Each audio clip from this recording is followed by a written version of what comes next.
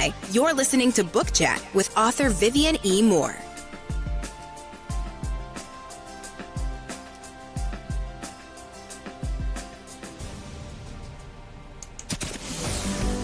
Welcome, everybody, to this week's episode. We really appreciate you joining us. This podcast really shows us how we can all learn, live, and thrive off of each other. By sharing our knowledge through our conversations, we will impart some knowledge whilst learning ourselves how to progress even further. Here is your host.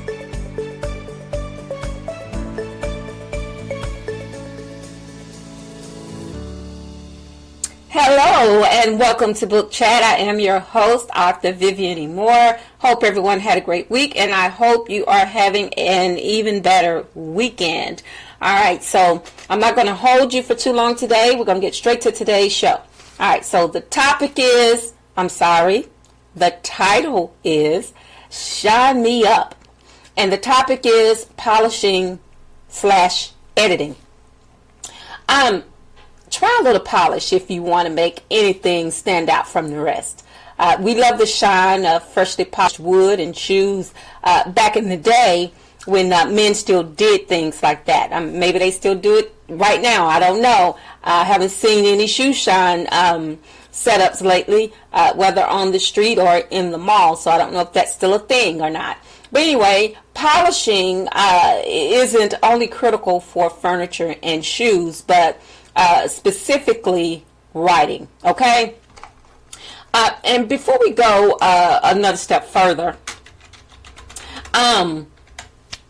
for those who don't know what polishing is in terms of manuscripts, it means you've combed through your work until it is at its best. And nothing left to do. It is perfect, all right? Or as close to perfect as it can possibly get. But anyway, you've prepared it for the publisher and readers like the perfect Sunday dinner. And we know how perfect those Sunday dinners are. When you're with your family and everything is in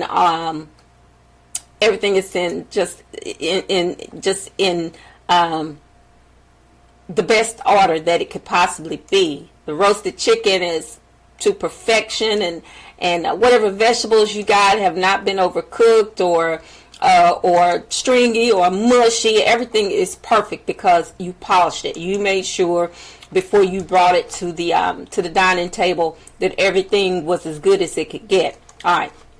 So you know what polishing is as far as in terms of manuscripts and writing. So now you know the gist of this dialogue for today. All right. So anyway. I'm a little old school, but I do remember typewritten reports that were meticulously groomed before you turned them in. And if they weren't, you know what came next. All right. So how well polished it was determined if you got an A or a big fat F marked in red. Now, I've gotten a few A minuses and B's and C's. We won't go as far as D's and F's. But, because everybody has a bad day. We have good days, we have bad days. And that obviously was a bad day for me. But anyway, we know that book reports were the beginning for some writers. That's where it all started. Back in elementary school or middle school or high school when you had to do book reports. And everything had to be just right. And the same applies now. Only we have amazing editing tools to help us spit shine our work.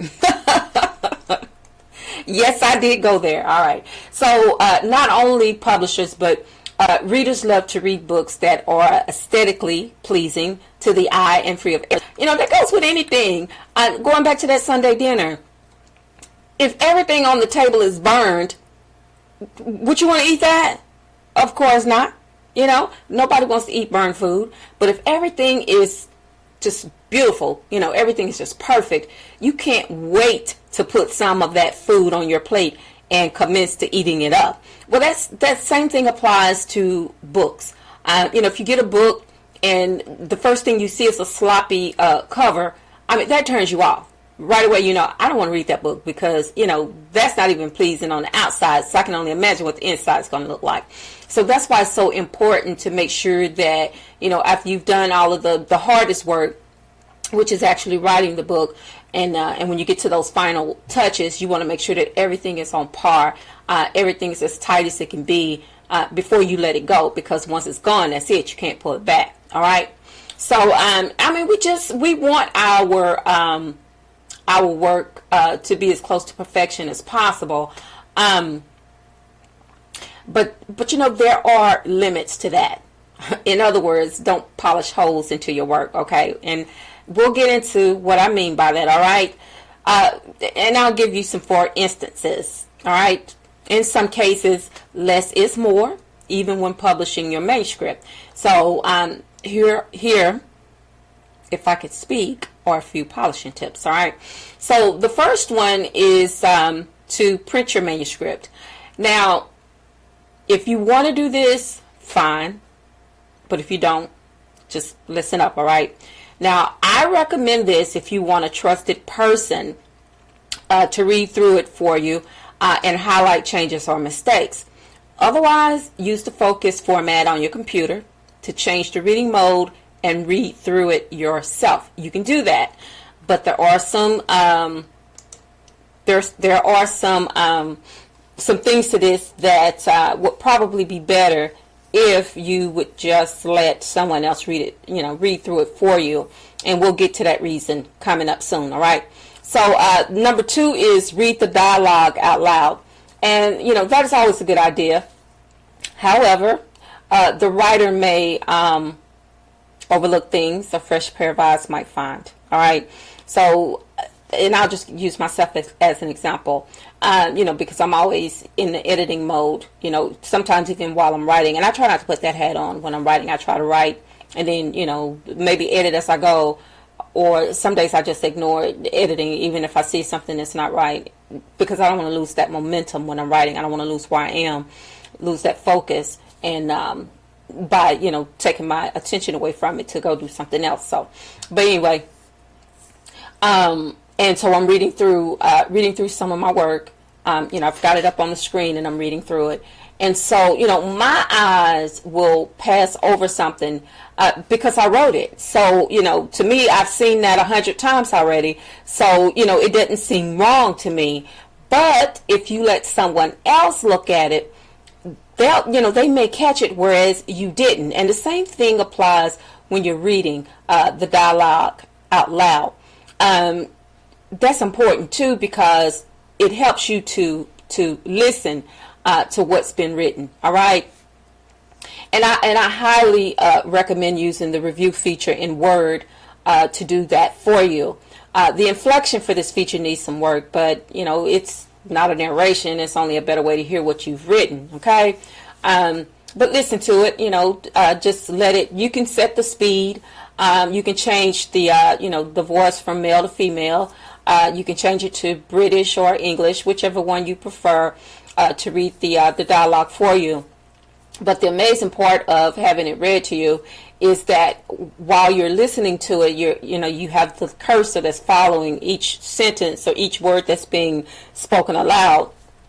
And so that way, and I recommend this, that while you are listening, you're looking at your writing, because sometimes the ears and the eyes, they don't coincide.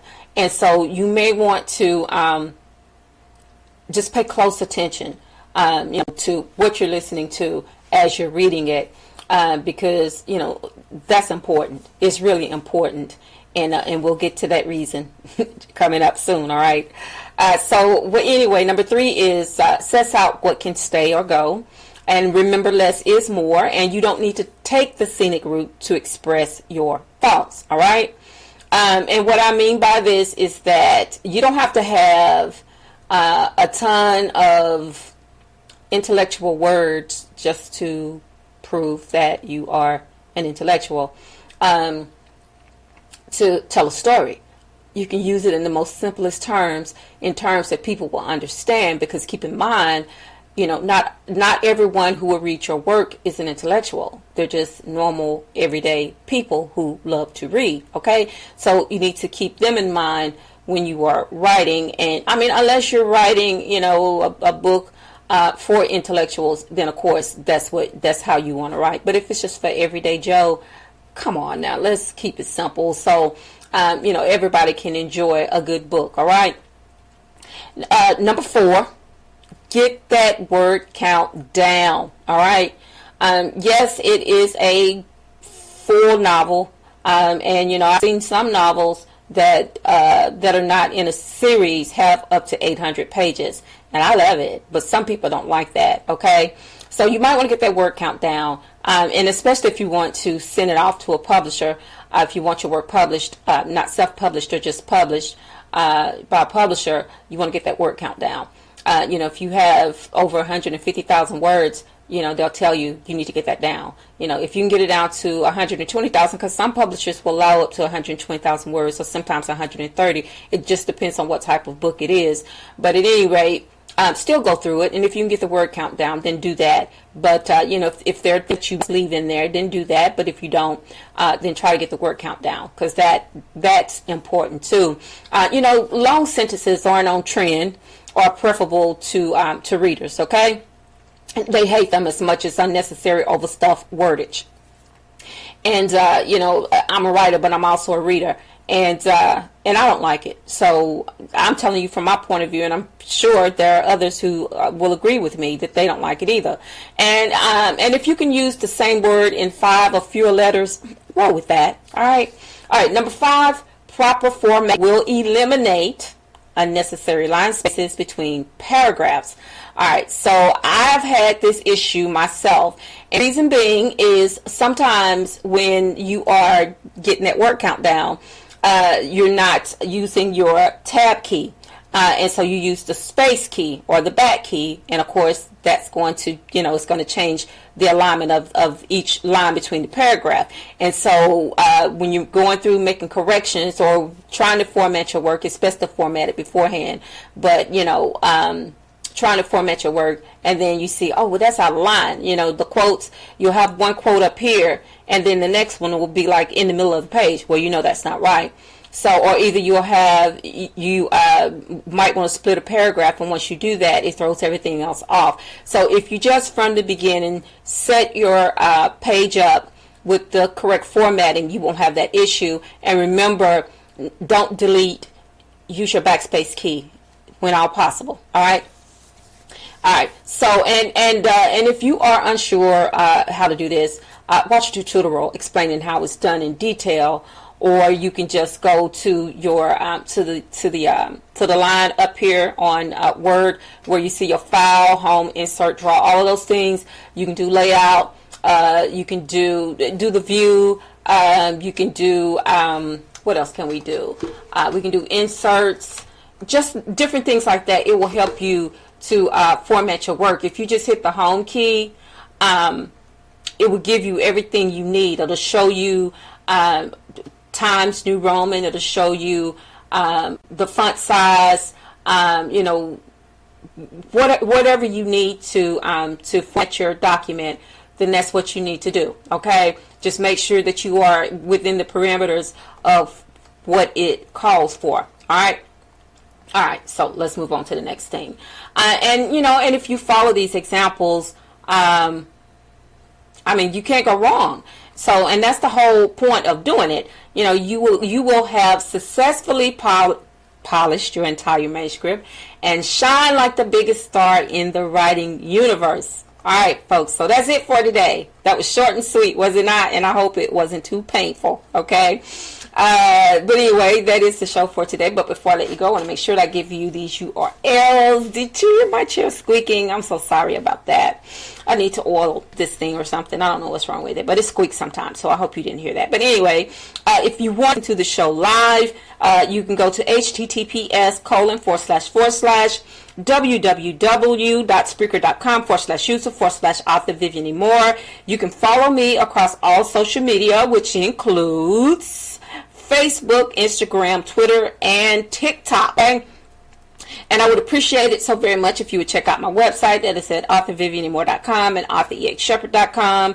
If you would check out my blog site, and that is at https://vivianemore.blogspot.com. All right.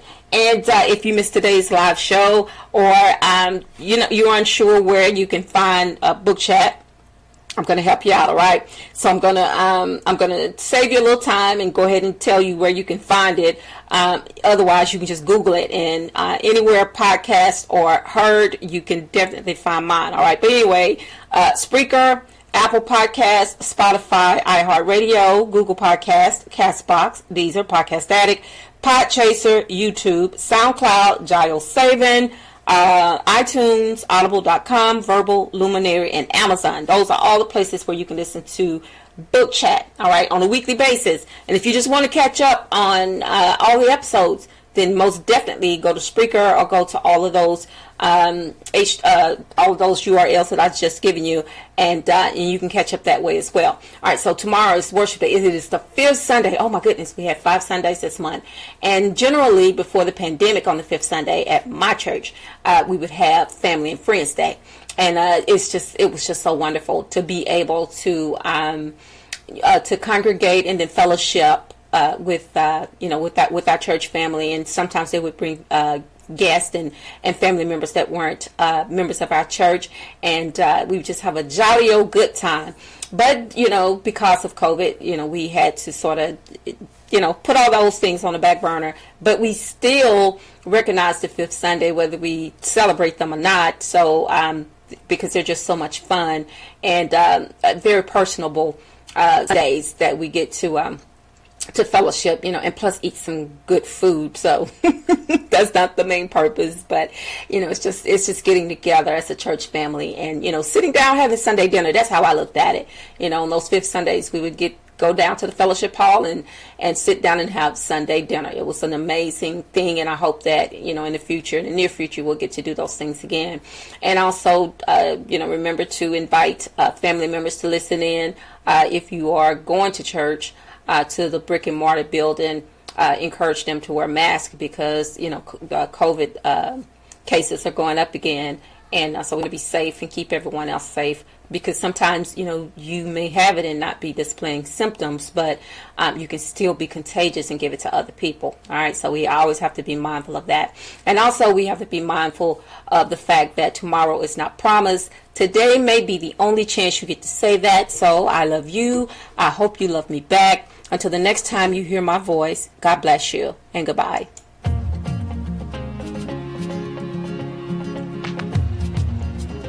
Loved what you've heard on this week's episode? Well, the answer is simple. It would mean the world to us if you could head over to iTunes and leave us a 5-star review and feedback. Spreading the word really is the best way to grow our podcast and achieve even greater things. Thank you.